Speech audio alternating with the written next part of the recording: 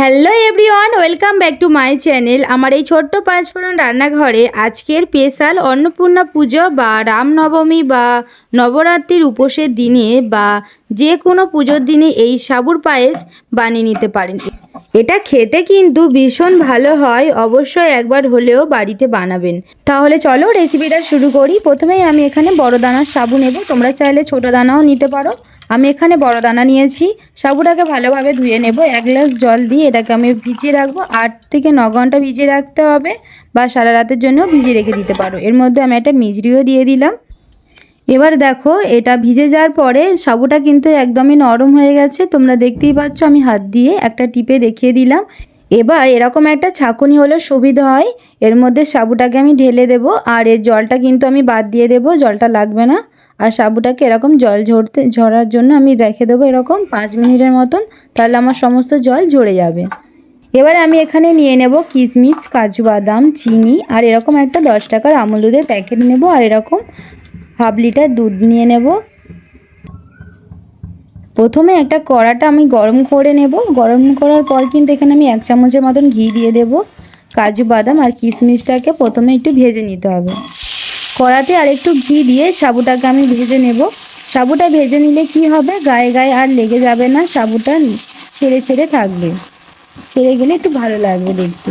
সাবুটা ভাজা হয়ে গেছে, এবার তুলে রাখবো। এখানে আমি চিনি দিয়ে দিলাম।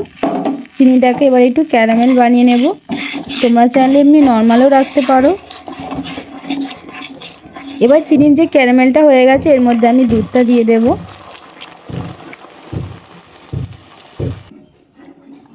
এবার খুন্তি দিয়ে একটু নেড়ে দিতে হবে, ক্যারামেলটা যাতে গলে যায়, চিনিটা যাতে একটু গলে যায়। এইভাবে দুধটা কিছুক্ষণ ফুটিয়ে নিতে হবে ভালো করে। ফুটে যাওয়ার পরে কিন্তু এর মধ্যে আমি ওই যে আমুল দুধের প্যাকেটটা নিয়েছিলাম, ওই আমুল দুধটা দিয়ে দিলাম। দেওয়ার পর কিন্তু আবারও খুন্তি দিয়ে ভালোভাবে এটাকে নেড়ে দিতে হবে। এই যে সাইডে যে সরগুলো পড়ে যাচ্ছে, এই সরগুলো নিয়ে নিতে হবে। এখানে আমি 1 চামচের মতন গুড় দিয়ে দিলাম, তোমরা চাইলে দিতেও পারো, নাও দিলেও হবে। দেওয়ার পর আবারও একটু ভালোভাবে নেড়ে দিতে হবে। সমস্ত কিছু ভালোভাবে ফুটে যাওয়ার পরে কিন্তু আমি এর মধ্যে সাবুটা যে ভেজে রেখেছিলাম, সাবুটা দিয়ে দেব। সাবুটা দেওয়ার পর কিন্তু আবারও এরকমভাবে একটু ভালোভাবে নেড়ে দিতে হবে।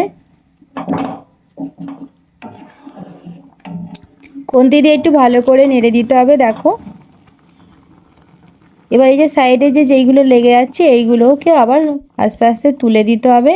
এর মধ্যে আমি একটুখানি অল্প পরিমাণে লবণ দিয়ে দিলাম, আর এলাচ দিয়ে দিলাম।